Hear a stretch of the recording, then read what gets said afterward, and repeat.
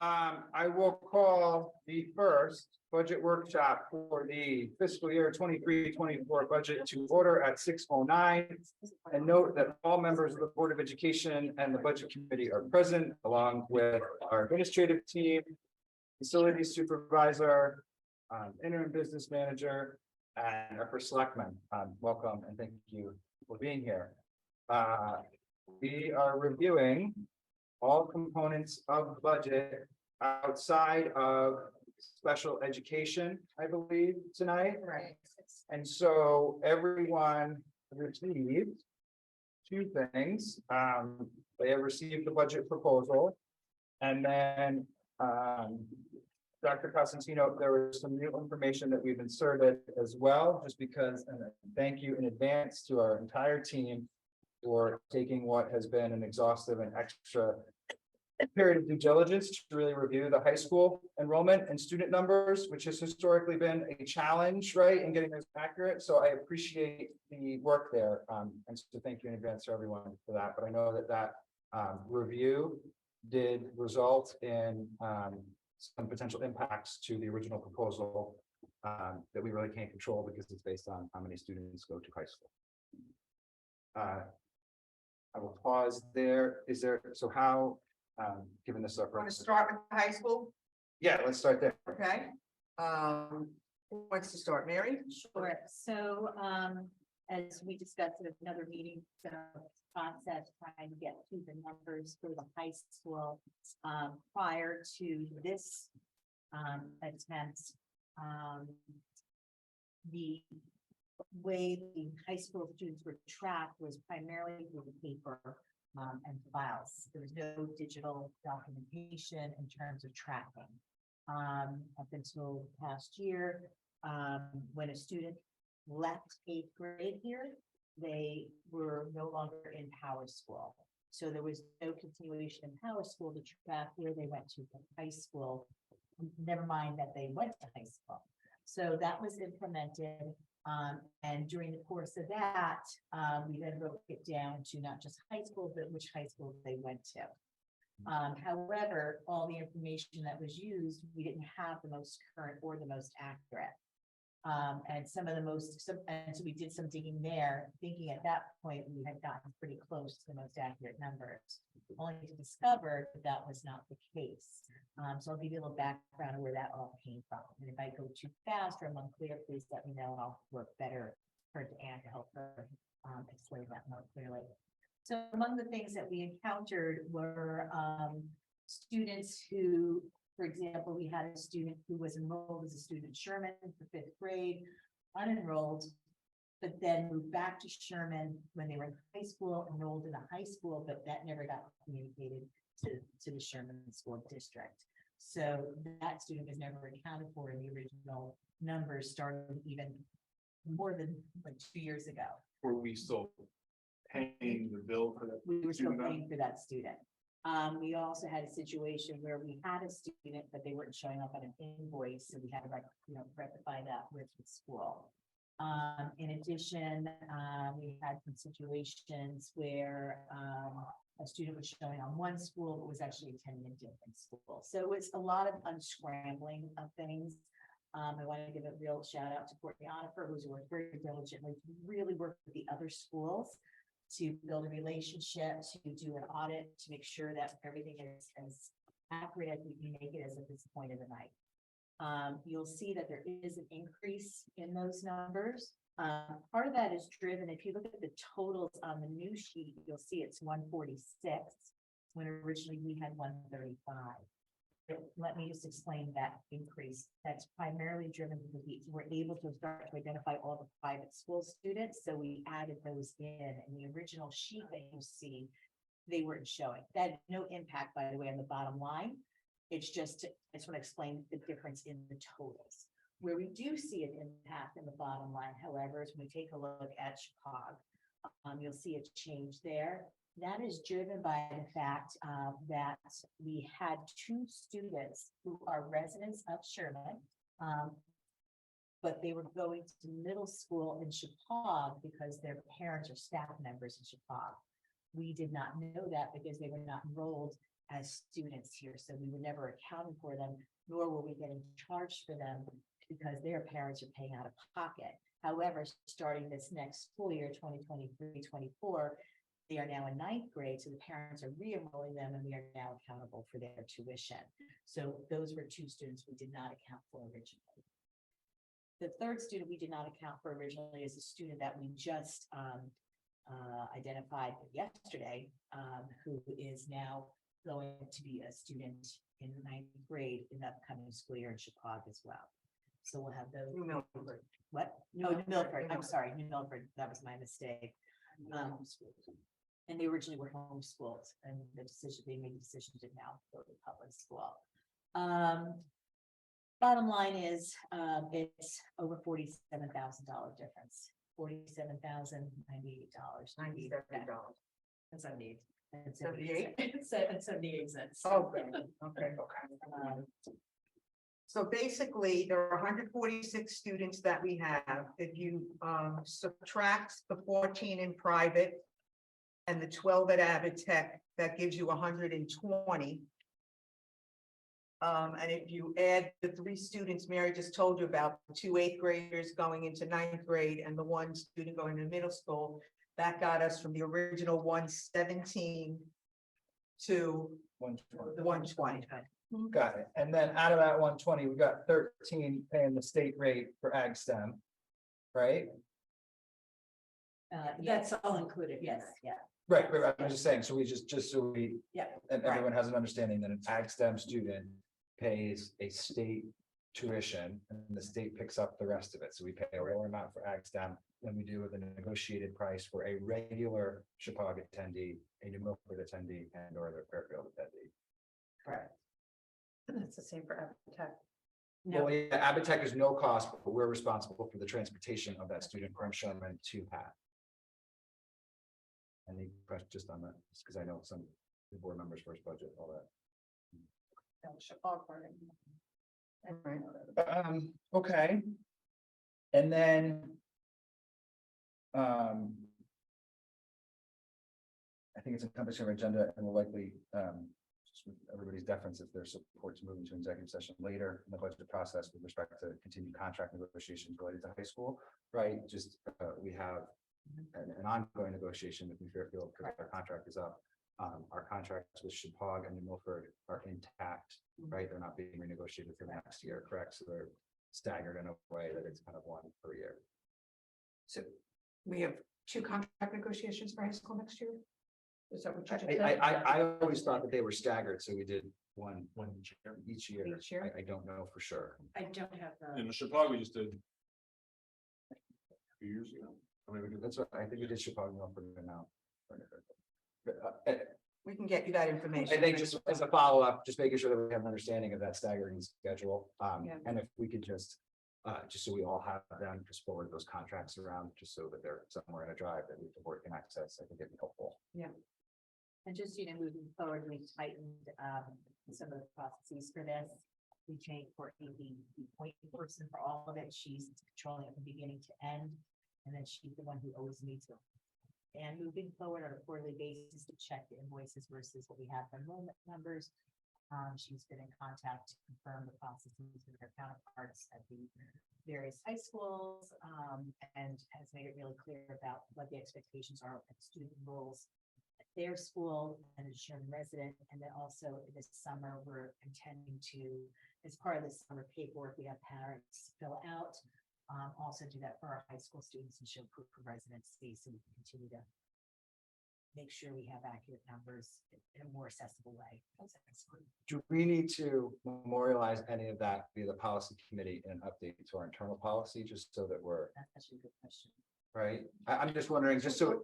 Do we have any policies about high school that specific? It might be a regulation and not a policy. Yeah, whatever it is, I Any guess, thought? yeah, I guess it may be a good idea if we're, and I appreciate the tightening of that process, just so we can write it down on a piece of paper. So if you are thinking about sending your child to high school and you are just moving to town, or you're homeschooling, or whatever your circumstance, you can just click somewhere and go to something that says how it works. So on Power School, just so everybody understands, we have now, instead of just creating the generic high school that everyone goes to. We've created individual high schools where we're sending, so we can track students, and then we're doing this quarterly review prior to the payment and prior to the billing. It's done in a similar way. There's a high school, but the way I've set it up is, it looks, the different homerooms are the different, yeah. So Got it. that's essentially what you want. Yeah, Just slightly regardless of the different. mechanics and power school, but we have that separation and we're easily able with the Yes. computer to track. And then disenrollment and enrollment, I'm picking that comes up on like the quarterly reviews, right, prior to payment, so we're just tightening up that process. Well, it hasn't. That's what. And Courtney has created a relationship with each school secretary so that, and she's made it clear that if there's a new student that comes in, they need to check to make sure that they've enrolled in Sherman first.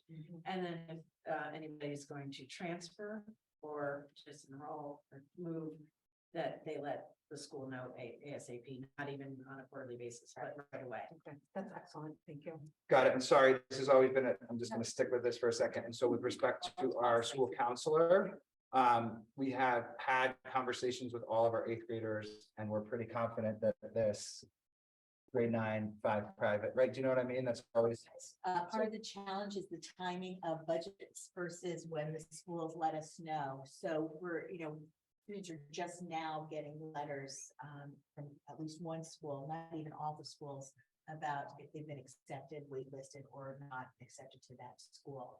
So these are the numbers based on the best we can do, based on what students have told us is their primary choice. But that doesn't guarantee that that primary choice is the school they got into. So a student might have said their primary choice is Axton, but for whatever reason may not have gotten into it.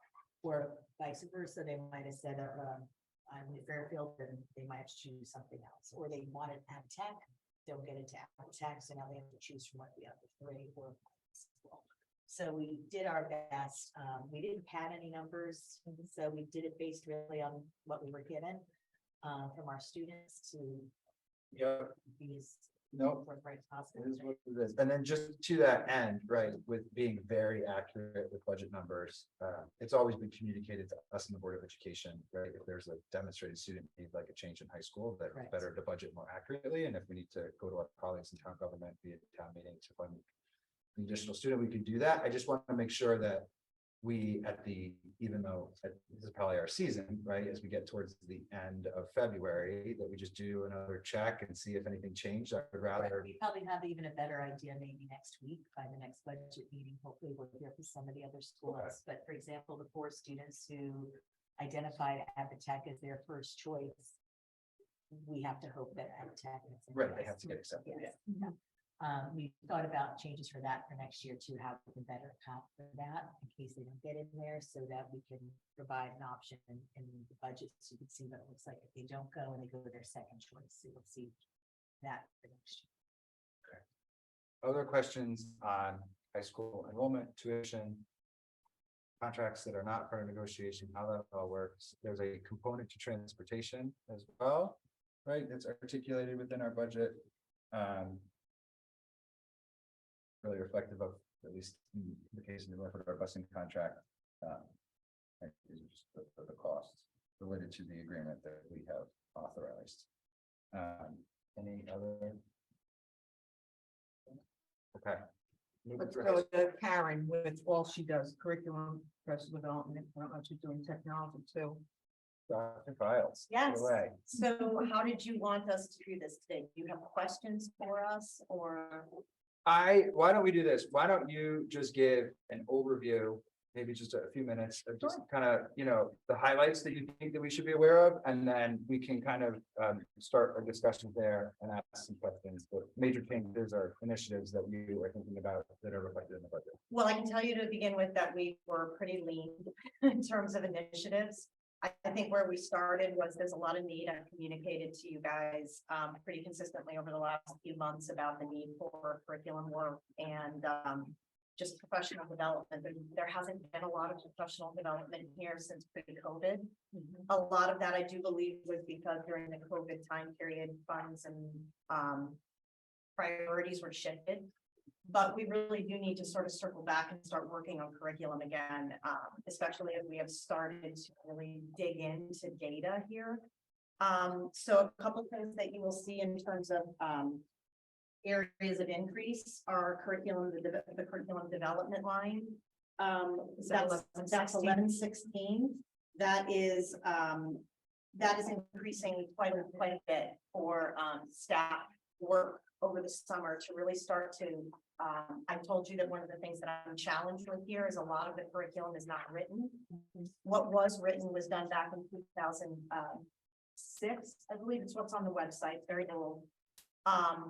There was some work that was started in 2019, but it wasn't finished. So we have a lot of work to do, in terms of just being able to get what we're doing written and be able to have documentation of what it is that we're doing in terms of curriculum.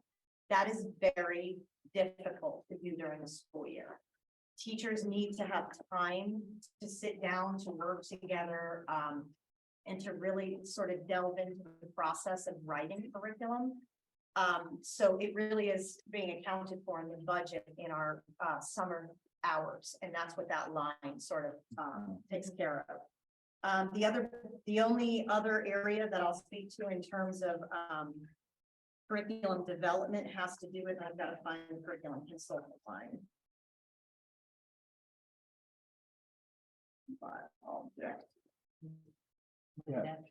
It's number, it's off my page, yes. 3,300. So we looked at, there's an increase in that. We are looking, the only professional development that we are asking for the coming year is to work with John Antonetti. The reason why we're looking at John Antonetti, if you've not heard of him, he is a person who crosses many content areas. So his work with teachers is really about the development of tasks, rigor, just the basic fundamentals that every teacher needs to understand. We utilized him in New Fairfield and saw, of all of the curriculum development I've done in my 22 years, that guy made such an impact with our teachers. The work that he does with individual teachers, going through learning walks and being able to really craft their individual daily tasks, it really moves teachers. We chose John primarily because we can partner with other school districts, because New Fairfield is continuing to use him, and there are some other districts in the area that are using him as well. So we can sort of combine our days to be able to get him at a little bit less cost to be able to participate, because we're a small school. So to bring him here, it can be more expensive. So we really thought long and hard about the amount of PD that needs to be done, and felt that the best way we could tackle that is to use John, because he crosses all content. We can get a very solid foundation in all of our classrooms about what it means to design good tasks, how to connect it to the learning intentions and success criteria that we're doing, how to make learning visible, and also he does a lot of work with rigor. So he's just really great, but that's the only thing that we put in terms of professional development. He's the consultant? Yes. That was the line that was. Yes. Consultant? Yes. In terms of the other big driver in curriculum is the line for our, always need to find the reading program, science of reading. It's just about that 3220. 3220. Curriculum development. Yeah, so that is really out of our control in terms of, it is a state requirement that as of July 1st, this year, that school districts across the state implement it's actually pre-K free reading program, but the state is a little wobbly right now on the pre-K part of it. So we're really looking K3 right now. But by next year and every year moving forward, we need to have I'm just trying to find it in the book. Oh, that's okay. It's 3220, and I appreciate that you have it identified as state mandated. Yes. Yeah, I see. You gotta look at objects. Yeah, it looks like our no page numbers on. Next time. Yeah. Okay, go by those. Numbers are cut off on my sheets. So in any case, so essentially, we have to look at a new reading program. I will tell you that in the course of the last few weeks, I did convene a reading task force that included almost all of our K-5 teachers as well as our literacy and special education teachers. We took a look at our current reading program and did an inventory of what we're using now. What we are using now is not approved by the state, so it's not an option. They have told us very clearly that they will not approve what we're using. But in comparison, they also were able to see samples of one of the new curriculum, and I can tell you that we have unanimous support from the teachers as well as our literacy specialists to move forward with this. That's for one of those 4 specific ones. It's that they- actually up to like 6 or Okay, 7 so now, that's one of but the- yes, myself and Catherine Flynn went to a workshop where we were able to see all of the various products. We brought one in for a sample to see, to share with our teachers, and our teachers were literally like, we would love this like all the way through 5th grade.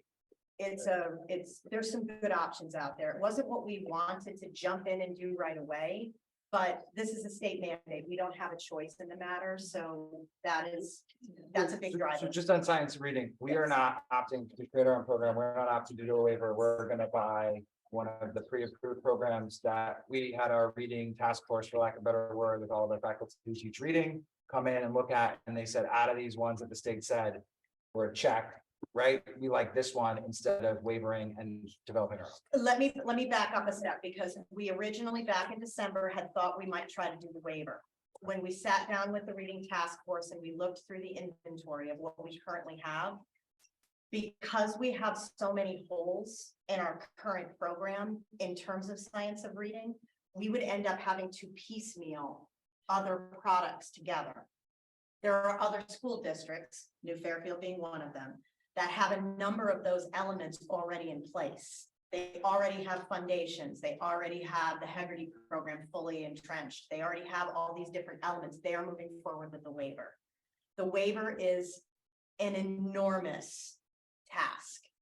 We sat down with the reading task force. We looked at what it would take for us to complete the waiver, and ultimately determined we don't even have the components to go forward to the state to say we'd like a waiver. So it became a matter of, do we try to piecemeal and then buy all those portions, all of those people, which ultimately would end up costing us very similar anyways, or move forward with one of the options that the state has approved. We did bring home one of the samples that Mrs. Flynn and I really saw and liked a lot, but in our spring, we are planning to go down with a group of teachers to CES in Trumbull. They have all of them available, and we're going to just have a couple teachers look at all of them before we make a final decision. But what they saw in the particular one that we brought, they were very, very happy with. As I said, my 4 or 5 teachers were like, please include us in this purchase. We can't do that this year. That would cost us too much, but the idea is down the road, we could bring them into the fold. Why don't you tell everybody what the different pieces are? Phonics. Oh, there's the phonological, okay, off the top of my head, phonological awareness, phonics, vocabulary, Comprehension. comprehension, then there's alphabet letter recognition, RAN. There's a whole series of components that make this up. And they're, except for the programs that the state has approved, most standalone products don't have it all by itself. So we've been utilizing primarily Teachers College, which is the Lucy Calkins program. We've known for a long time with Lucy Calkins that they don't have enough phonics. There's a big thing about phonics. But we've just started to use Heggerty. That's one element, but we really need to add another piece like foundations. So in order to patch all the holes, it would take so much effort, and the teachers would have to learn a lot of new stuff, which would involve not only the purchase of those individual components, but also all the professional development. What they really liked about this, one of the ones that we brought in was HMH Intro to Reading. So we brought in the samples. We had a grade level, each grade level represented, and it's a fully encompassed program. So it's all scope and sequenced out. The teachers have all of the various elements as part of it. And when the teachers looked at the program, they felt this was not a heavy lift in terms of professional development. It was so easy to follow, that the teachers really felt that it was the right choice for Sherman. So it's not the right choice for every district. I think every district has to make their own decisions. But just based on where we are today and the fact that the waiver, this is the thing about the state. The state passed this legislation, just approved the waiver right before Christmas, and they want the waiver done on February 28th. Right. So just the amount of work that would take to complete it's just not feasible for a school this size. We don't have those people.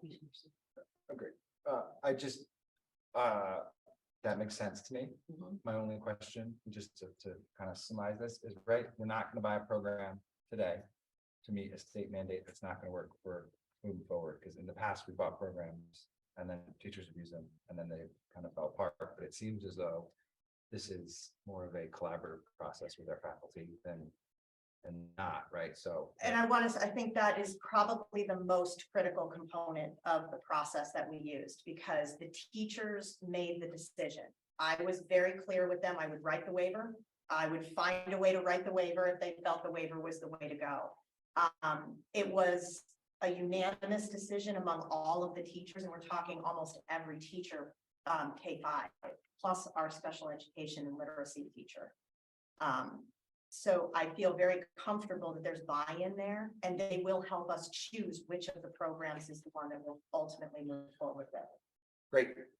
Thank you for that. I just have one quick question. So when you get the program, is it basically teacher-centered resources that they're using, or does it come with, books? It comes with everything. It comes with the level, it comes with all the elements of there's individual books for students, there's libraries that it comes with as well, that are part of the level libraries, as well as the big books, there's big books that are involved with it. So it's basically coming as a whole curriculum kit. Whereas if you look in the classrooms now, we have pieces. And the other thing that the teachers shared with me is that they're doing a lot of like teachers pay teachers to plug the holes that they can't find lessons for in the current program that they're using. So that's one of the reasons why they are really welcoming this, because it has all of the elements that they need together. And who's the publisher? HMH. That's just one of the programs, though. There's 6 or 7 of them now. But that's the one that you're favoring. It's the one that we looked at and really liked, and the teachers really loved it. But again, I told them we're not making that, we don't have to make that decision today. We have to make that decision by the end of the year.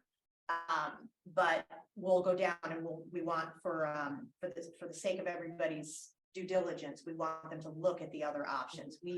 Catherine and I did look, but we want to make sure that the teachers together feel that's the right choice. And the pricing across the board for the different programs is pretty comparable. They're pretty close. Is there any way that anyone could pilot some of them? For the, just to try them out to see till the end of the year, like to pilot?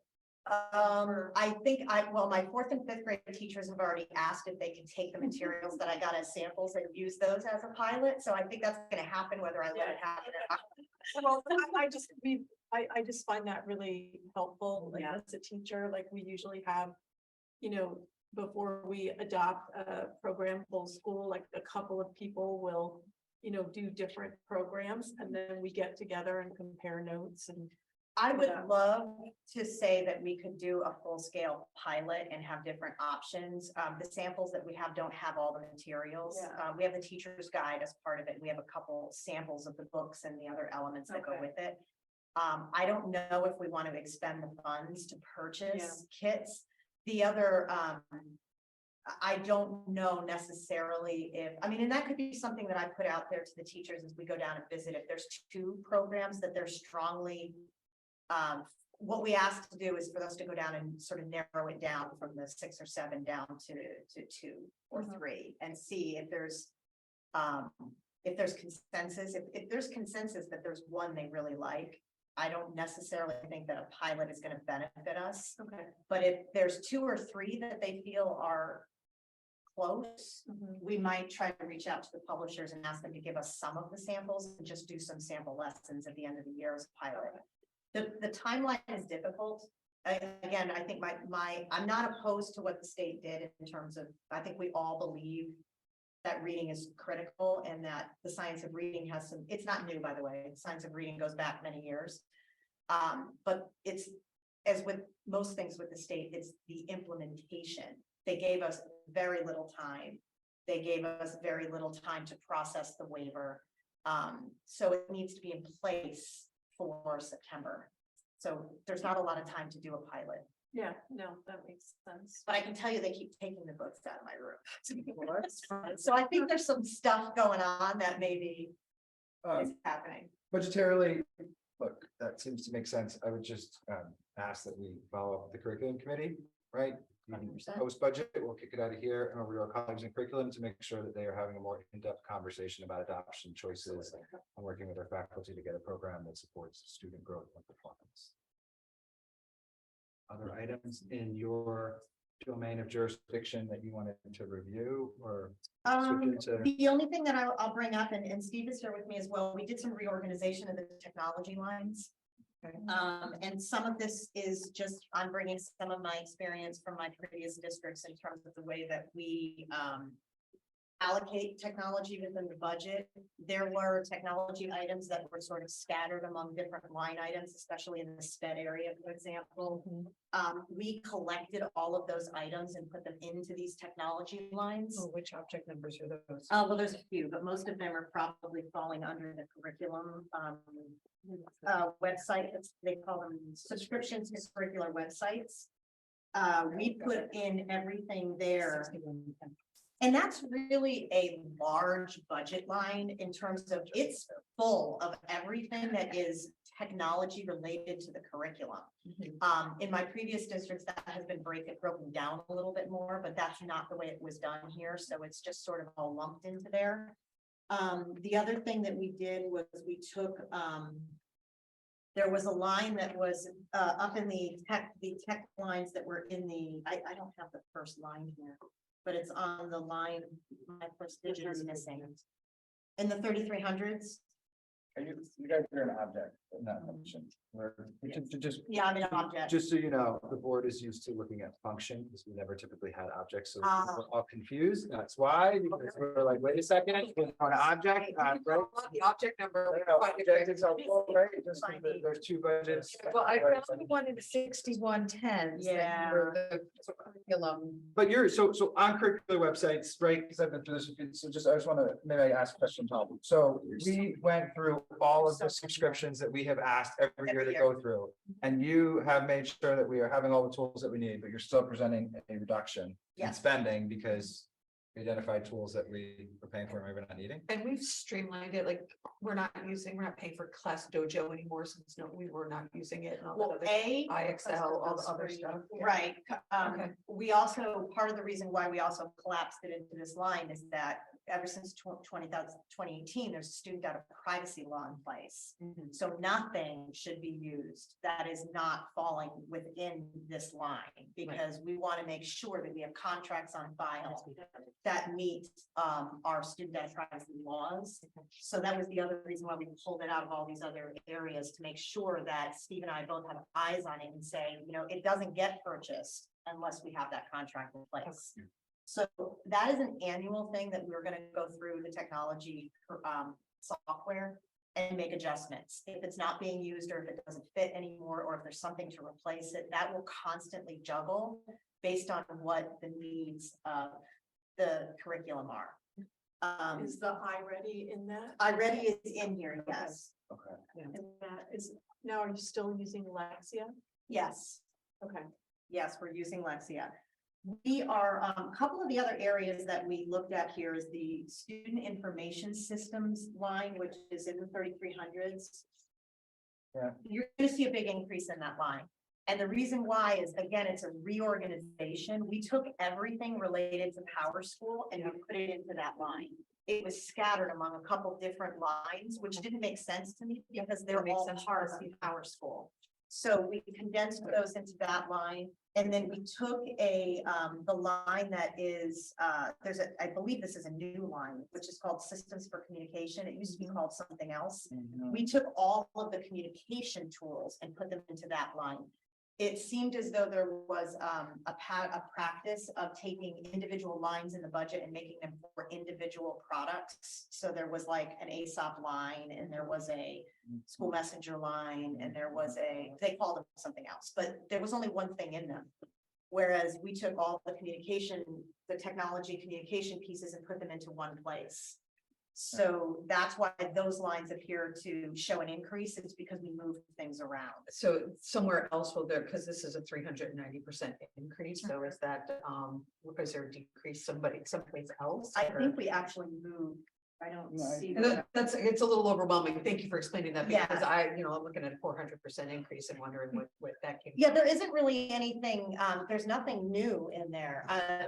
Performance Matters used to be a line by itself, which is the data dashboard. And that line has been removed, which is probably, that's an interesting thing. Now you said, so with this answers the question about when we start to change the object codes and things. There Right. used to be a line that was called Performance Matters, Oh, which okay. is no longer in Yeah, here. there's like a policy service here that goes down. Yeah, what is that? That's my I'm question. assuming that's probably one of the other sets. Well, right, no, because the policy service, right, remember there were consultants under policy service, right? And so when you go to policy service, again, I think what Karen is Oh, that's mentioning, eight. it's all how it all comes together. HYA was under policy Yes, service. that's And I why. think, at least from what we've gleaned so far, maybe Anne and Pat, you can speak to this just with respect to how our accounting had previously worked, right? We were just kind of plugging things, or at least our books were, here's money in the lines, and tell us how we got to this point where things are moving around so much. Yeah, the chart of accounts is the chart of accounts, and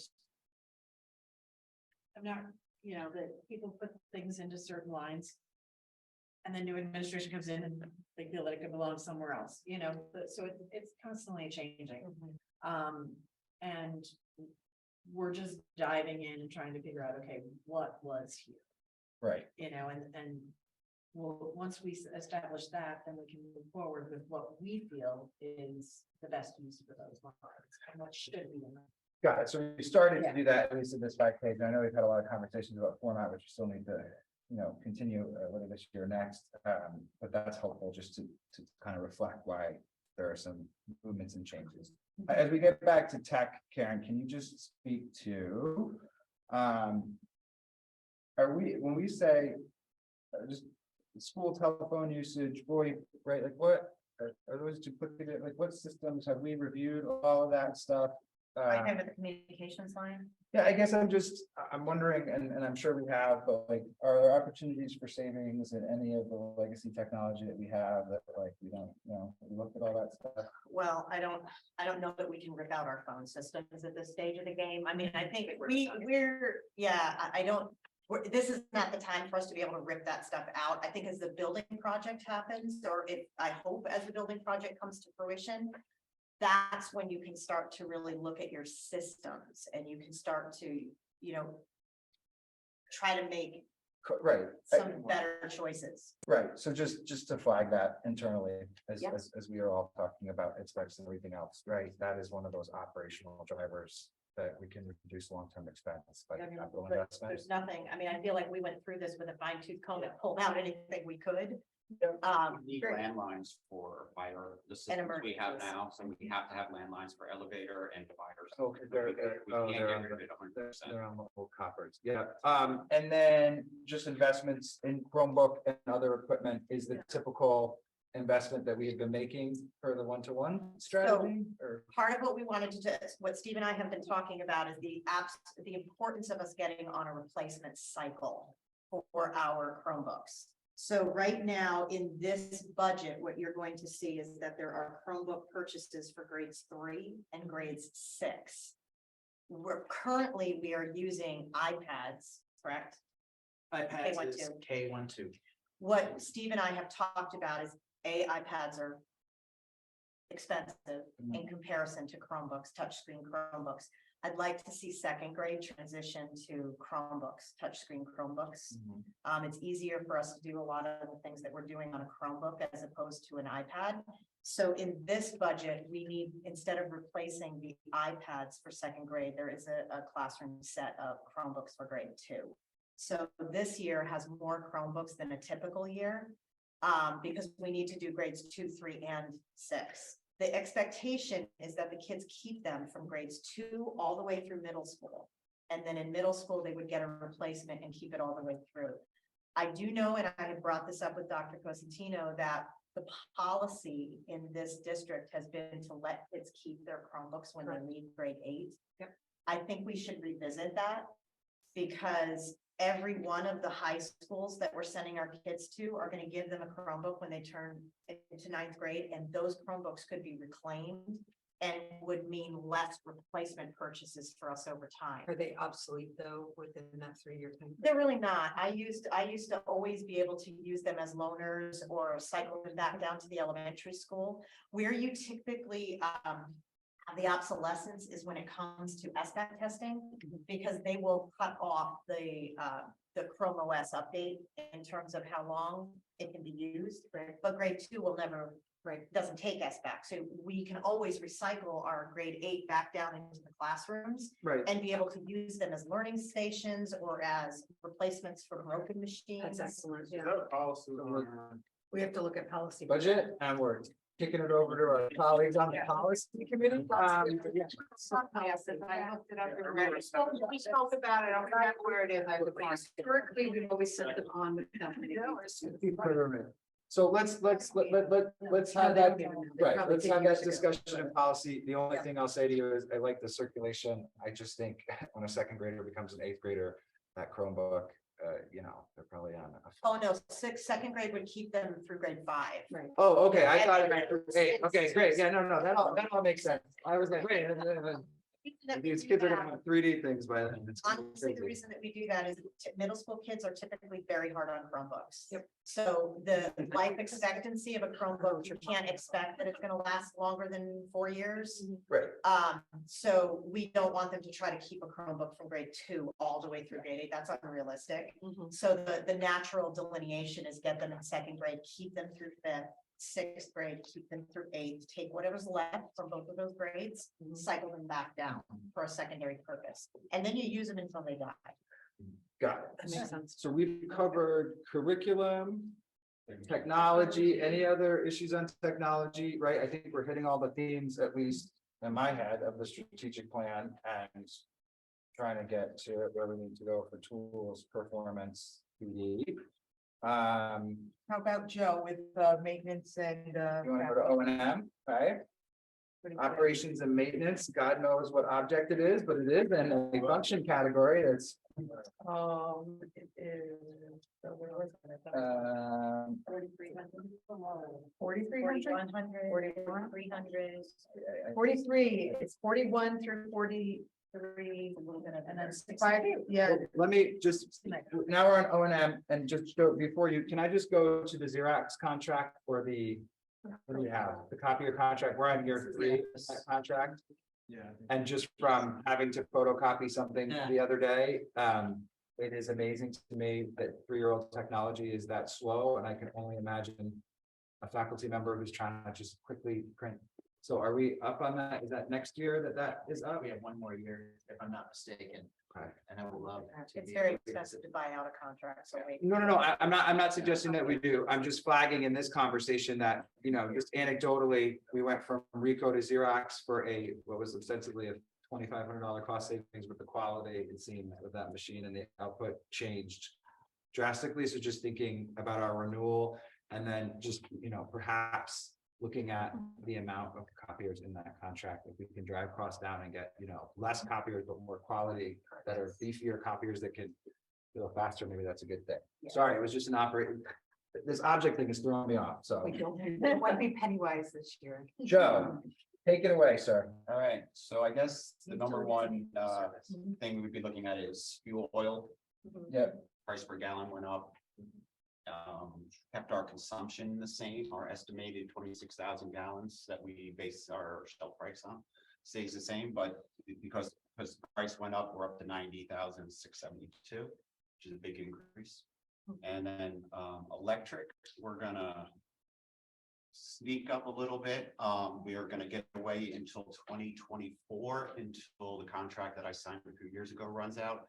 Then we get hit with whatever they're doing, 50% increase maybe in delivery. They don't even know yet, so can't even predict it.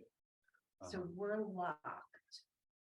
Joe has us locked in our supply.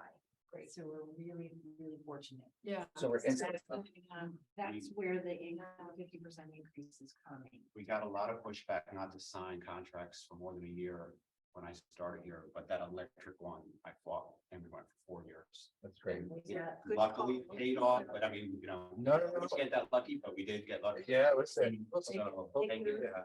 December of 2024, so that means it takes you through partially 2024-25 budget.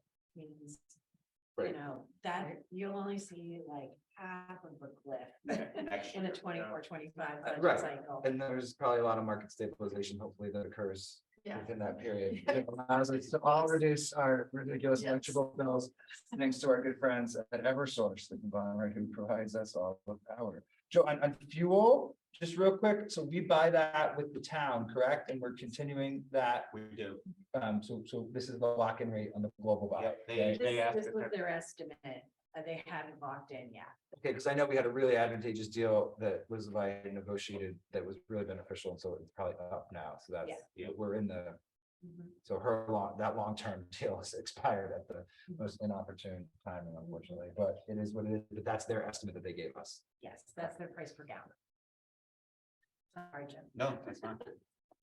And then, Joe, do you just want to speak to what was in the books? We did the analysis of our current service contract, right, versus in-house. For cleaning services? Yeah. Sure, so, that one is, it always is a struggle for me because there's so many soft costs that I can explain to you guys, and I do it every year. I've come up with spreadsheets that show you that we're saving $87,000 a year and this and that. But you really don't ever see it, and if it disappears, no one really knows that it's gone. It's those things that we're doing around here, maintenance that's getting done that no one ever sees, upkeep, painting the school. We painted our entire building on the inside for no additional cost at all. COVID, we had nothing to clean. We used them as painters, so that was a huge saving. The gymnasium, there was no extra cost except for supplies. We painted that gym, we fixed it all up. All the wood that was around the edge that came down, that's all our cleaning services helping us out doing all that. Now, but if we hire them internally, could we use them for those things the same way anyway, though? You know, in terms of, I mean, we're hiring them, they'll still need something to do, they can still be doing that stuff for no extra cost. That's right? true, but then it goes into insurance and liability. I did see the numbers, I'm just kind of. Yeah, just- Right. the numbers start to add up quick. Sure. And then, you know, Removal. what Joe has here is you're looking at custodians that are only working 4.5 hours in the evenings, trying to get someone Mhm. to hire someone. The cleaning service has other work for those people, so they're getting full-time pay. And they're only here part-time. But, so it's a little bit easier to get those people to work. So us having to hire them would be a little more difficult. Appreciate you taking the time to do the analysis on that. I feel like we ask you that question at Yeah, least every other year. yeah. Every year. Just because we're like, can we please? Yeah, no. It never seems to give us what we want. Yeah, I mean, it's a big cost. It never does. If I would buy a Renato, hands down, I'd have them here as an employee, hands down. If it really was beneficial. Any other questions on operations and maintenance specifically? That Joe can address, right? We've gone through the ones where we go up, we're looking at 7% increase in the cleaning. That's contractual, I'm assuming. Talked about the heating increases, we talked about the lock-in and we're like. Why are we saving money on refuse removal?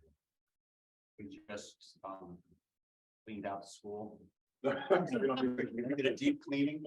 Thank you guys for that. So we probably won't need a dumpster next year. We can fit everything in our standard containers. Great, Cool. Thank you. budget savings.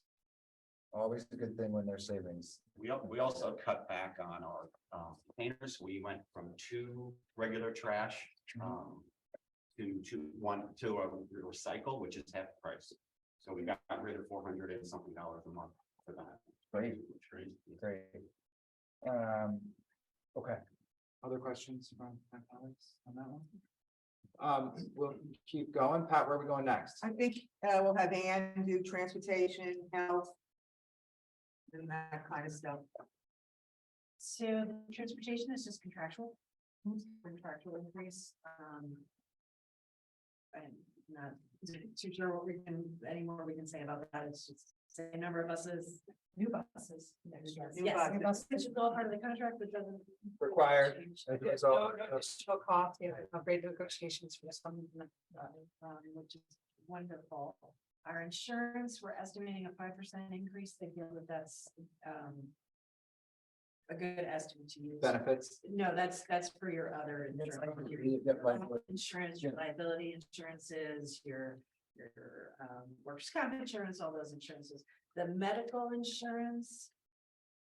We've had few calls about what to estimate with the state partnership plan. The first estimate was to use 8 to 12%, somewhere in there. Then they tightened it up a little, said 8 to 10, so we used 9%. And here's hoping at the end of the month, they should be coming back with another estimate that's even tighter. But we don't get the actual rates till closer to like May. Right. So again, I think with high school tuition, right, day of adoption, right? We got to make a modification to a number and we get some information. Let's do that. We went to the state partnership plan, I think it was 2 years ago. I can't remember exactly when. Three, it was three. Because the waiver just the second round came through. Right, so just, and I know we don't have from comparative to other districts.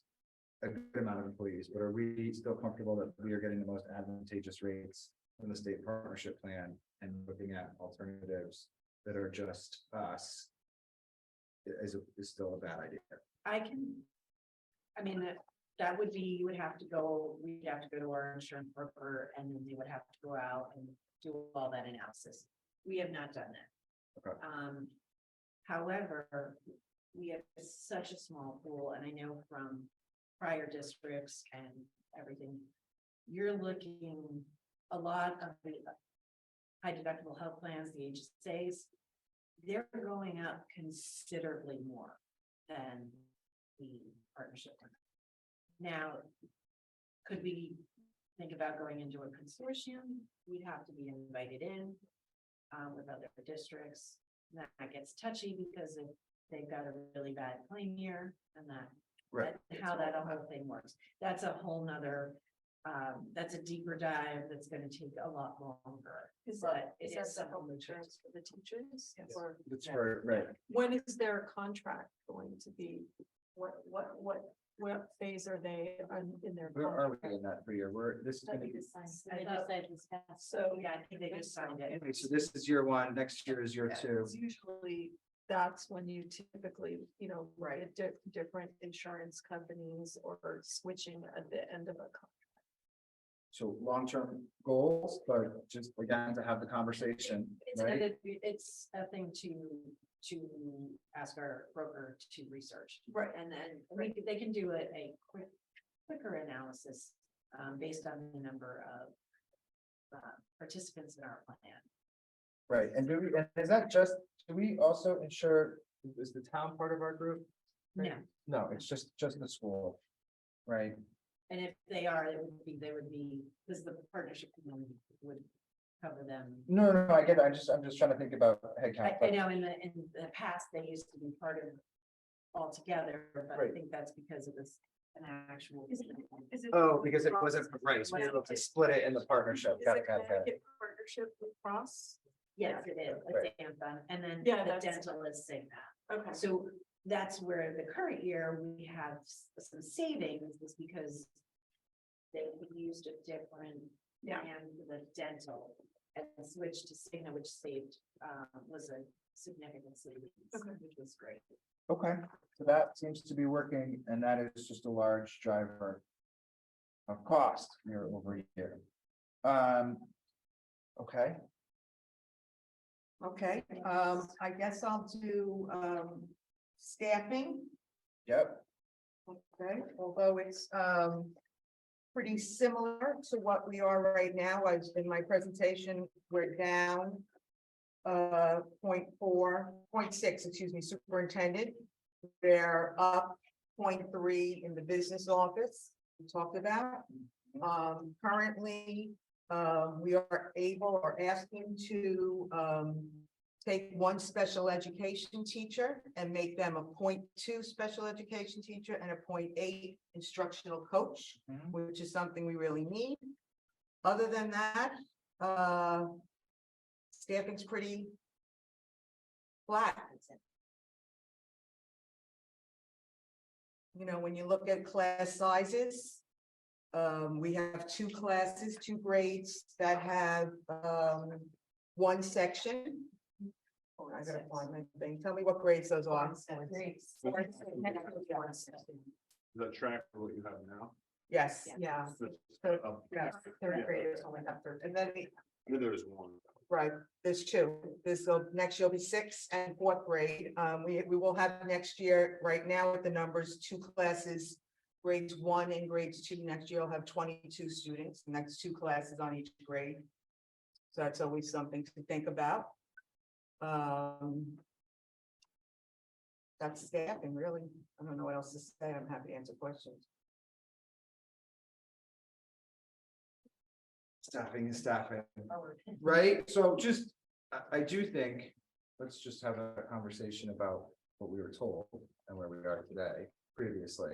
But there was a conversation with respect to kind of ESSER funding and everything else that like we wouldn't approach a fiscal cliff, we wouldn't have these issues. I think at the time, what the conversation was that because of the enrollment, right, projection, that through attrition, right, we would essentially find savings because we didn't have as many sections. And I think in this new scenario, our enrollment seems to be stabilizing, hopefully growing as projected.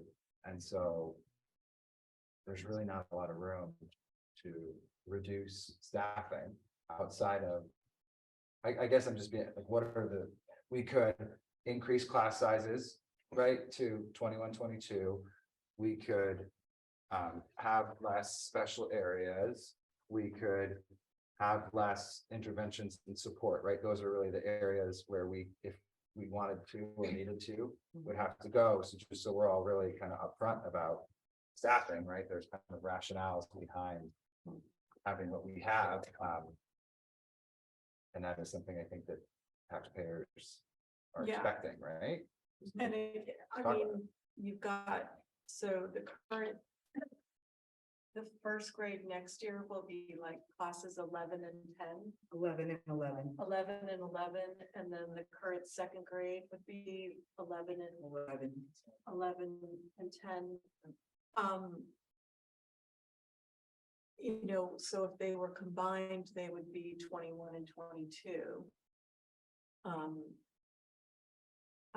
To me, it makes more sense at the elementary level to keep it small, but once you're going up, you know, could those classes increase like in 3rd, 4th and 5th? Like, well, you know, are you recommending that you keep them that small?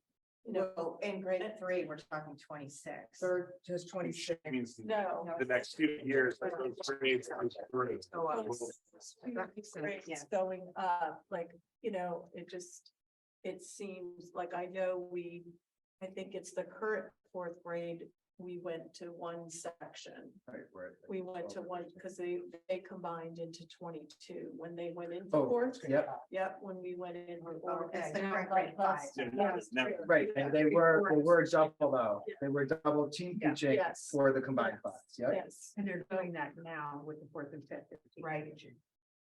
So, Just on the class size, let's just talk about it for a second, because I think it's an important conversation. The projected for next year, right? What are we looking at for section sizes and class sizes in 3, 4, 5? So I 3 have it. is 26. Yeah, grade 4 is 14.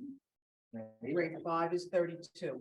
Right, so those are all basically Right. two sections. I think that you make a really good point, Kate, as Yeah. we look at planning, and I think that this comes back to our conversation about educational specifications and building planning, right? That's the unique nature of our section size, is that if you get a 32 or a 26 in the mix as you go through, we have to be flexible in having that combined or two sections per grade, so it really I think, becomes important for us to think about. But there's monetary savings as we look at that future planning. If we are able to have a 21 student section in a grade level that's appropriate for that kind of group work and just learning, right? Tell us, is that like your views on educationally? I would think that PK to 2, having 11 students, 10 students, that's a great environment, but as we get to 3 to 5, having that larger class size necessarily doesn't negatively impact, or does it? I agree with you. I think the issue is we have to get the parents on board so that they know right away. So for example, if you have a second grade this year that'll have 22, letting them know when they're in third grade or fourth grade, they're going to be combined at some point. You know, so I think people have to understand that, so there's not a shock Yeah. to the system. So, because No. they get used to these small class Right. sizes. So, and I guess, like, where does it become a hindrance, right? As they start to get towards the end, in middle school and Right. preparing for high school, coming from such a small class, going into such a large environment, I think we do them a disservice by not being in a larger group as they're going towards the high school level. Absolutely. Yeah. And the other thing, when you have these small classes of 11 students, then you know this, they start to act like siblings, you know, Yeah, and they live on each other's nerves and, It's you know, almost it's that too same small. time, it's too small. And sometimes it gets difficult too if they're gender and. Yes. Yeah. Like, Yeah. Yeah. Yeah. It was like all girls. And Yeah. So if you're with 22 students, you have more of an opportunity. I know Mary wants to speak, I can see it. Yeah. It's It's like constant discussion. Part of the challenge Oh, of there. this environment is the small size. So you Yeah. can go grades 3, 4, and 5, which is the one class. It's the same kids they're with 3, 4, 5, Yeah, 6, 7, 8. So that's a challenge. Can you do a larger class size? You can do it. So it comes down to the effectiveness of your curriculum and your instructional staff, your teaching staff. And whatever interventions you can provide to help close any gaps that the student may have. That's where it's really critical. But can you do it? You certainly can. But that being together all the time can be challenging. We do see it with some of our classes where it's just a single section. Yeah. Because of So it's more advantageous to have 2 smaller sections so they can change year by year. Ideally, yes, but can you do it one? Absolutely. Can you have savings that way? Absolutely. And I would agree. But with you have that. to look at when to do it and where. Yeah. So That's what, and I, if you get your intervention system very strong, you would have everyone where you want them by the end of second grade. So like, if you have a very strong system, that means that everyone is either on grade level because they've been in intervention, or they're being recommended for special ed. So technically you've identified, if your K2 is like where you want the smaller classes and more intense, and then going forward, you're not going to need as so much intervention because everyone, people are to grade Ideally, I level. agree with you Yeah. wholeheartedly. The more intense your intervention, the more hyper focused it is at K through 2. I mean, research has shown this time and time again. If you can close those gaps by the end of grade 2, start of grade 3, that child will have much more success staying at grade level or beyond. If you don't hit it by that, it becomes that much more challenging to close the gap. So I wholeheartedly support keeping the lower grades at a smaller class size. It allows you to be much more focused on each student's needs at that stage. The one thing that I would caution about, and we're looking at the next few years, is that we are still very much dealing with effects of the pandemic. Yeah. And we have students that do have fundamental gaps in what they're learning from those early grades were, who are now no longer in those early grades. So there's going to be a period of time that we're putting in a lot more resources into areas like intervention, because we have to try to catch those kids now. We can't say that because they lost those opportunities that's just where they are. Like, we have to throw everything that we can at them so that they can then be successful over the course of the next few years. It becomes harder in a bigger class. So, you know, while we're dealing with this transition time, it's going to take years for us to be able to really patch all the holes of the students that, and not just academic. There's also the other aspect of putting them all into one room is when you do have challenges with personalities, you can't separate them. So you have one class, there isn't anywhere to separate if you have students that truly have some, right, they can't be together. We face those kind of issues on a day-to-day basis when we did the schedule change at the middle school, especially because there's kids that can't be together. So there are cost savings involved, but in the big picture, I think we have to look at more than just the cost savings, because we may end up needing to put more money elsewhere. Sure. But we won't know that yet. Yeah. I think we need to really look at this as the years roll out in the next. And that's couple helpful. years. So kind of like if there's more behind the curtains than Yeah. just the number of seats in a room. So yeah. True, look, I think, just so we're very clear, I don't think any of us are, and maybe I'm not, we're not in a position to modify, at least I personally don't think we should modify classes now. Having said all that, right, I think you make some really valid points. It's really interesting. I do think that, we're doing it with grade 4, right? It's not that it's impossible. Grade 5, yep. Oh, great, we're going into 5, right, with the one section. I just think thinking about that and really deliberately thinking about it as part of our strategic planning and PD, right, where those opportunities are for the co-mingling, right? And maybe that's, and we've tried this, team teaching, a variety of different approaches, but it has to be on the horizon as we just look at those numbers progressing, right? If that 32 comes through, you're going to always have some 20s and 22s, right? Just be flexible and creative. I think we've always talked about the unique need for our flexibility, just making sure that we're thinking about that moving forward. The one thing that I would add to that, however, is that when you're looking at that group of 22, it's really important to look at the makeup of the group. Because some groups of 22 may be very successful and other groups may not be as successful. So I think that there's more to it than just the straight numbers. And I'll leave it at that. I would echo that.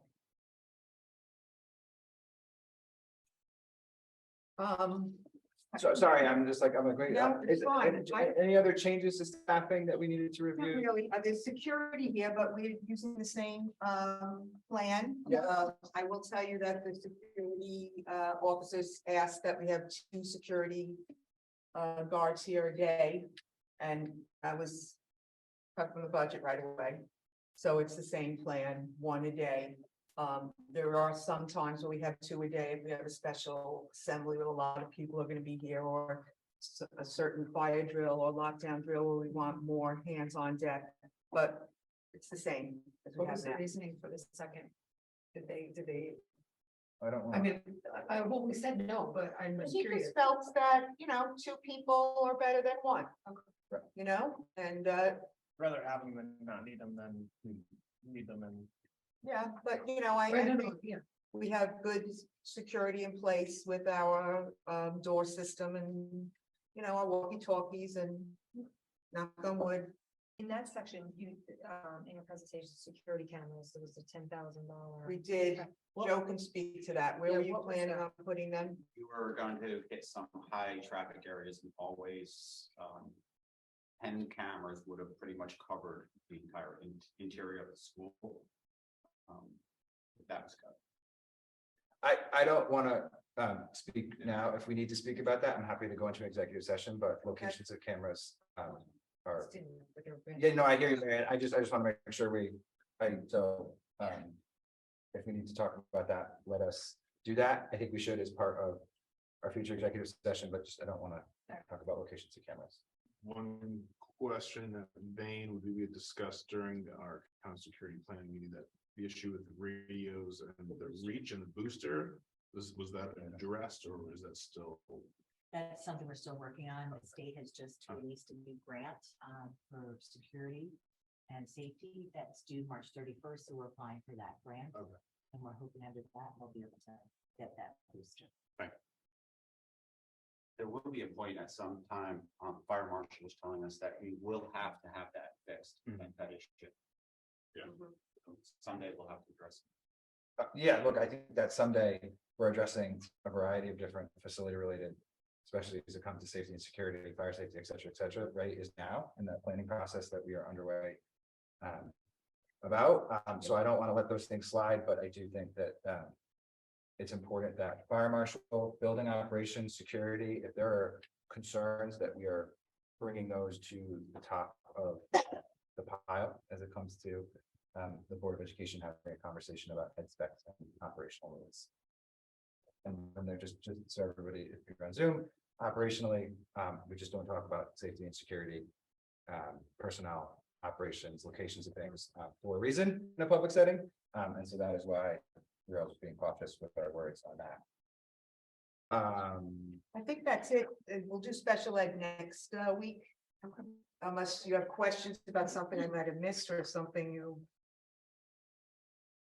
Karen, does the curriculum of 32-20, is that cost every year?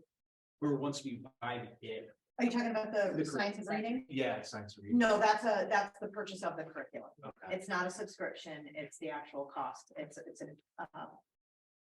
a one-time purchase. Do they provide continuing education? maybe Yes, 3 or 4 and we times? will, I will tell you that I'm a big fan of making sure that we maintain professional development. So there will be ongoing, I'm sure there will be ongoing needs for PD, but it won't be to this magnitude. Just a couple questions. Just remind everybody that departments and administrative needs put requests into the superintendent before we got the budget, right? And that's how the process works. The superintendent then reviews those and says, this is what was going to go in the superintendent's budget we have. That was approximately 421,000, right, of requests, reductions, right, that Pat felt. Here's the need versus that. I will say, I'm looking through this line by line.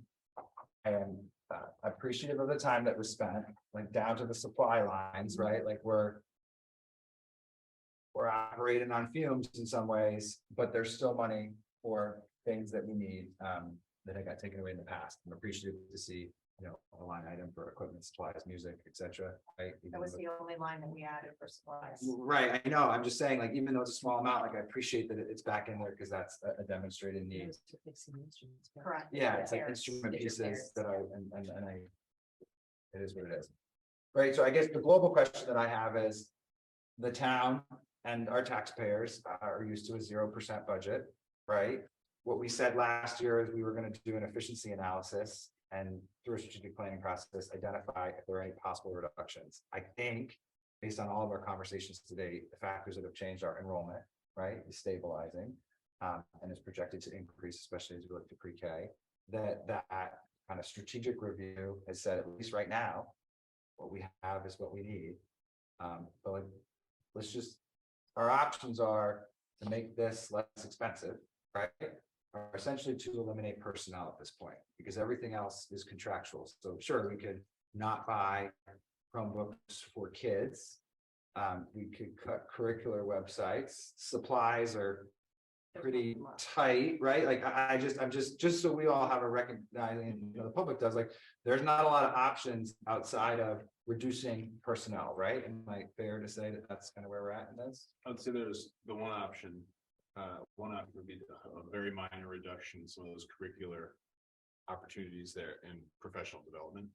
But I think that goes in line with what this board has been very clear about with the enhancement of student achievement and what we're trying to do fundamentally with running a school, right? So professional development, which does not exist, and proper curriculum writing is essential to our mission. So I only bring that up in the sense that, you can always find things to cut, but what is the value of what you're losing?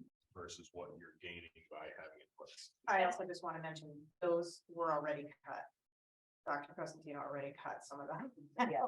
What we requested is not, there's actually Understood. been cut already. Yeah, and you cut the curriculum instruction position, and now Yes. it is, you've done it as an instructional leader and vice principal, so you cut that position, but you're still doing work in it. So, Yeah, look, I think Yeah. we're doing more with less on the admin side, certainly. yes, yes. Right, just, Because that was the only thing, like you said, you went down 0.6, which I didn't understand because it seemed like you went down a full position. It's just a In matter ad- of in timing, admin. because, oh, what, no, no, well, because you had sped, AP. You gained a principal. Okay, Ah. so but which was a half, well, oh, it was a principal and a half. We have to write it down. Yeah, And actually wrote it down okay, because so you Pat said know, the okay, same thing, got but it. it's. Yeah, who's on first? I think this is, and maybe we should, and maybe it would be helpful for us, because I think we're gonna need these numbers anyway at our next budget meeting. If we can just get a graph, right?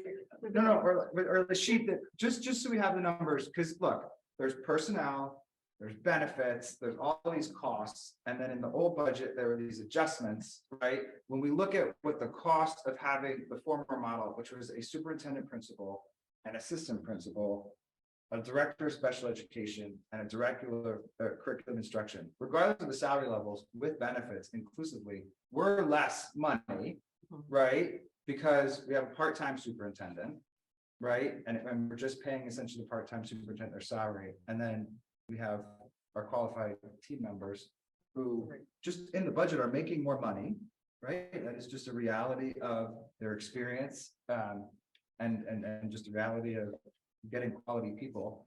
But overall, we are saving money. So I think that, we're achieving that strategic plan goal, but I know it's a question that's going to come up. We should be able to articulate specifically, not only from an FTE, but from a dollar value point. There has been a reduction in spending in administration. It is not frivolous in my view. We are spending what we need to spend, I think, in an appropriate manner for the size of the district, but also have retained per the strategic plan goal. And the number two thing that the community said they wanted was retain quality teachers and administrators. Yeah. We're doing that for less money than we had spent in the past, which is Right, Same, and same. I just wanted to bring that up. We and can get it's you a tight. grant. It's tight, they're tight, you're doing a lot. You're doing multiple jobs, not just your own. This is with the curriculum development alone, with what you have to do, that's a big time lift. But I'm glad you're adding the coaching in, because I think that will help, and that's good to develop inside talent, that's here, that will stay, and train new people, as they come in. So I think that's building capacity in a big way. So I think that's good. Can we just, all right, and ask all my questions at the end. And maybe, so we are, with respect to grants, Title I, 5, IDEA, ESSER, ARC, IDEA, Ed. We are projecting essentially a $9,551 decrease in grant funding. Is that accurate still? Yes. Okay, and so that's just a function of the math for all those allocations, right? So our grant funding goes down a little bit. do you know how that will look next year? Do you have an indication as to whether or not there's gonna be a big Wait, difference? or is there ESSER in there? Like, is there Yes, anything? so there's still some ESSER money in there. I can tell you, give me 1 second, let me just scroll to the very end.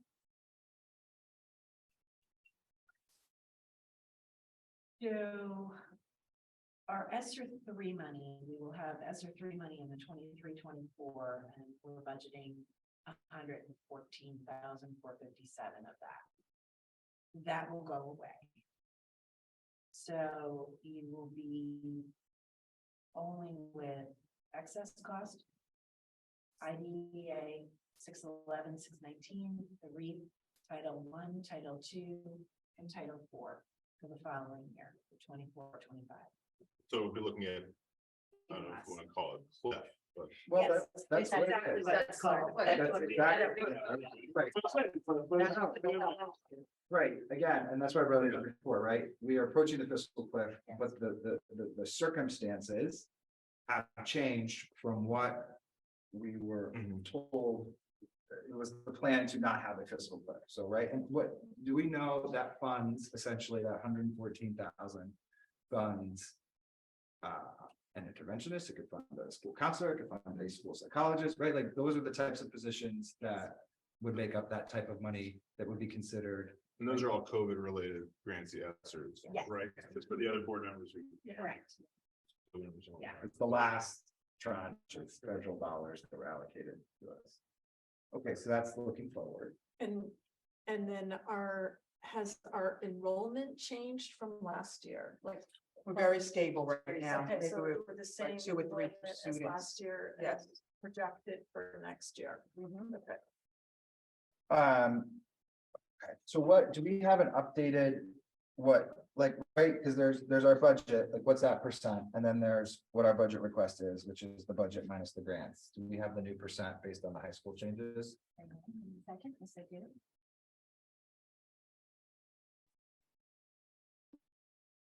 So with adding the 47,998, our updated pre-K to 12 budget would be proposed would be 10,031,709, which is 4.43%. And I can take out the grants. That math.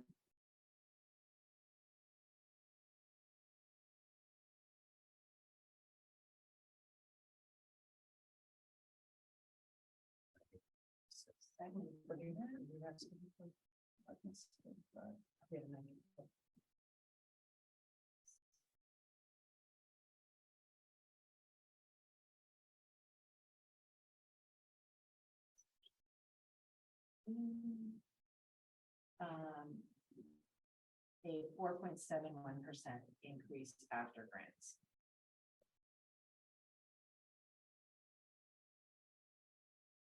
Okay, that's helpful. And then just on the faculty and preschool tuition, we are essentially following policy with respect to faculty, and we are continuing the same rates of tuition that. No, we raised it. $25 pre-K. We increased it. We increased it, I think we're $25. Am I correct? I believe that was in that. Okay, so that's reflecting the Yes. 5,255. That's what I did too. Right, so then there's that revenue gets paid directly to the town, but it Correct. seems like we're increasing that to help offset I'll get you that the- information. the Zach. 4.6. Yeah, no, just to, Give me 1 second, let me just scroll. Just a quick question about, everybody's gonna hate me, especially being the fat guy in the room.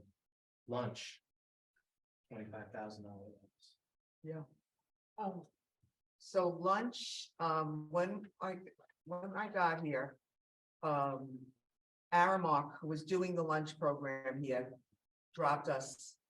They were allowed to with a 60-day notification because they were servicing, New Fairfield. New Fairfield went out to bid and Aramark lost the bid to Chartwell's. So they said no more, program for Sherman. There was no time at that point to go out to bid. It's a very lengthy process. New Fairfield actually hired a consultant to help them to get through the process. And so there was no time to do that. So we knew the board wanted a lunch program. And Chartwell's was the only one that said to us, we'll do it for you. Aramark said no. So we went with Chartwell's, but we are losing money. We are losing money. Now, if you've read today, I think today the governor said he was gonna pay for lunch for the rest of the year. But we're not in the federal lunch program.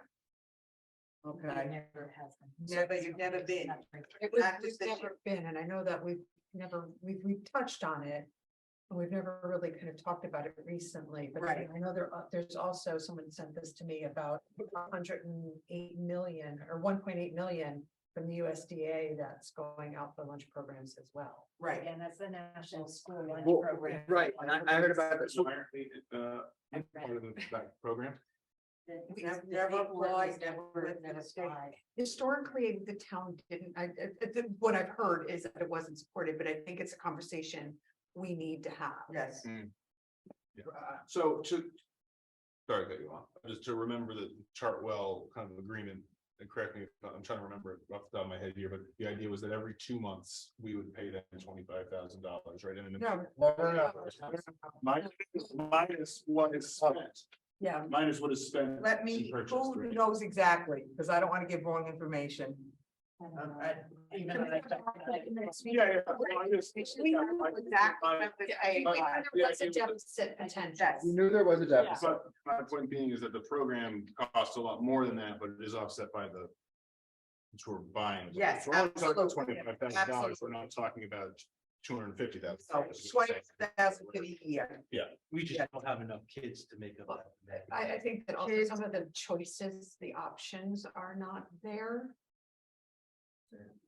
Currently now. Yeah, some of the, there's only two meal prices, like options. Two options a And day. some of the, sometimes there's tofu, sometimes there, yeah. Yeah. So, like I get it that we've got, like, we've got particular palettes, but we also have the chicken nugget and cheeseburger crowd and Yes. we're not catering to them.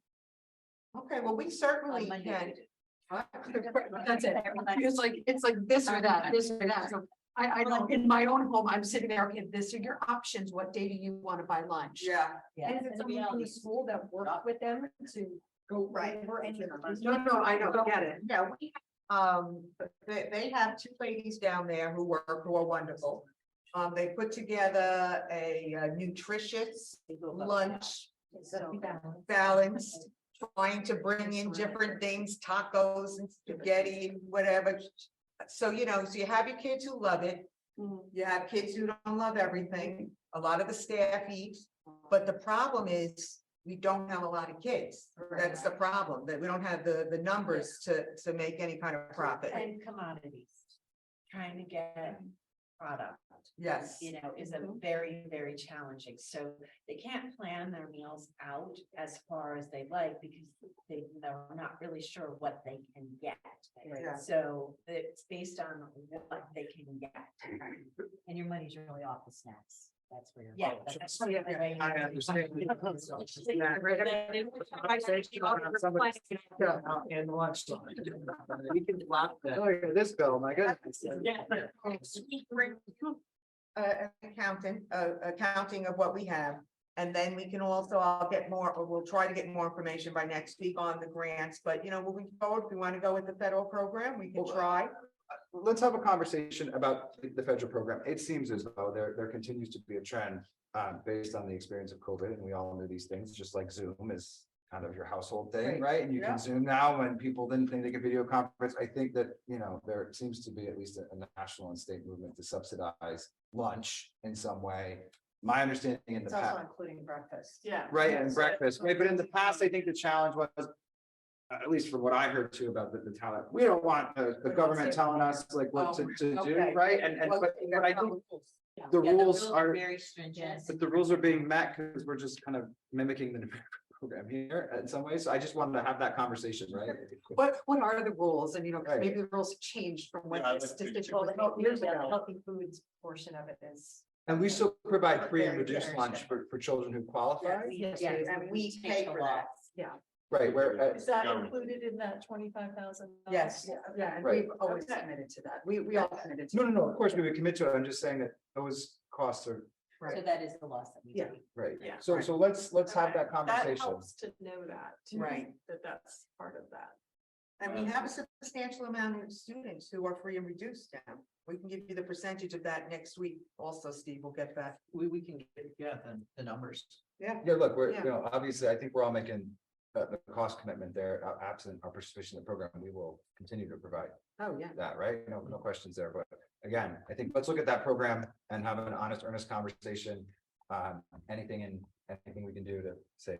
I just want you to end on my 2 cents is there's real food down there now. There's- Yeah. There is real food. Okay. I mean, they are cutting up lemons and they're cutting up lettuce and broccoli and. Take your I mean, there is home real meal, food. turkey salad. Yeah, it's really good. Mashed potatoes.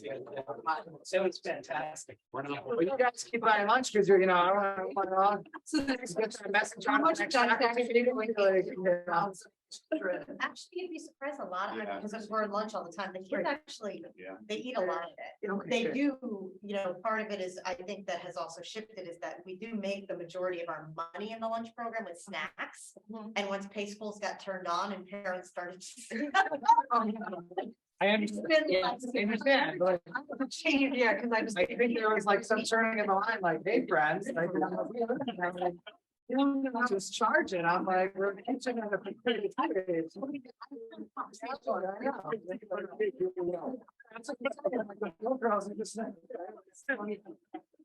okay. Shouldn't do that anymore. Any other just general budget questions outside of our next meeting? I'm just gonna hold us to move into an executive session related to contract negotiations and then security, operations and or equipment placement and personnel. And who needs Pat to be here for that? conversation? Well, I think that I'm here. I think Mary and Karen should be here because they were all at the. Okay, meeting so and yesterday. we'll invite Dr. Cosentino, Dr. Fernan, Right. and Adriani and Dr. Files, and we will. You want to take 2 minutes, right, and just. We could do it here because then. That's what I'm saying, if we could all pause, if someone needs to use the bathroom, right, we could do that, and then we'll reconvene. Okay.